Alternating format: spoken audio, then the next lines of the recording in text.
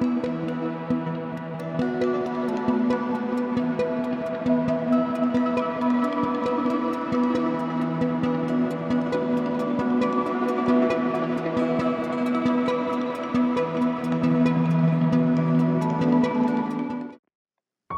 right side of history.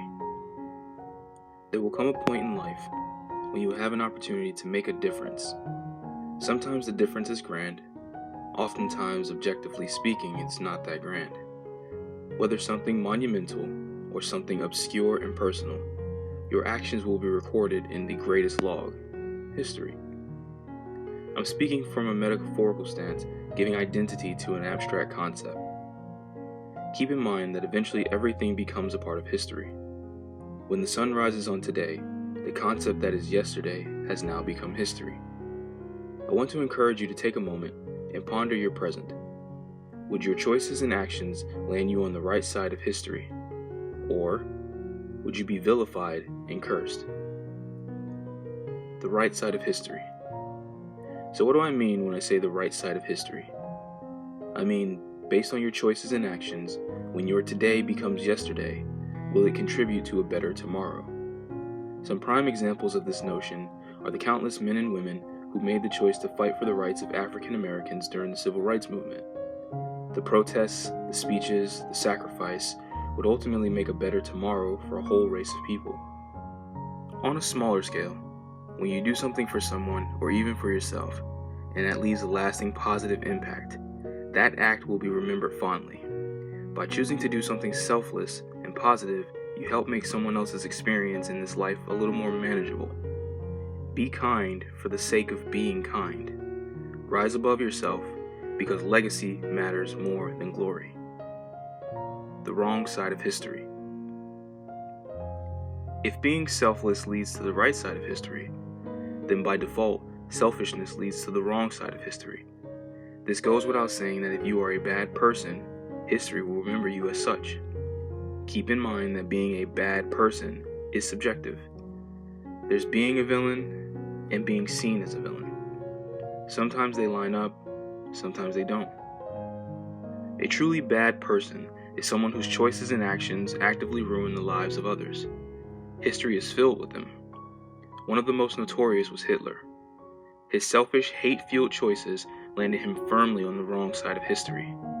He ruined the lives of an entire group of people. Sometimes being a bad person isn't as egregious as a tyrant or a murderer. Sometimes we could be having a bad day and say something out of the way to someone else. Maybe you try to do something to get back at somebody, or countless other things. This doesn't make you a bad person, but it does run the risk of making you a bad person in the eyes of someone else. Take time to think before you act, and know that the impression you leave behind is your legacy. The right side of his story. On a spiritual note, for a lot of people, it becomes priority number one to be on the right side of his story. When I say his, I mean God. We acknowledge that he is the Alpha and Omega and author and finisher of our faith. He gave us all life, each with unique gifts, talents, and purpose. For a lot of people, this means very little. However, to a large number of people, finding this purpose and walking in it is the most important thing. How do we end up on the right side of his story? We do as he would. We use our gifts and talents to help others and find and fulfill whatever our purpose is. All of this while being a good person. Jesus had a very specific assignment while on this earth. He completed his assignment, and he did so while being a good person. Are we Jesus Christ? No. That doesn't mean we shouldn't strive to be like him. For the reward for being on the right side of his story is eternal life. To be on the wrong side of his story means eternal damnation.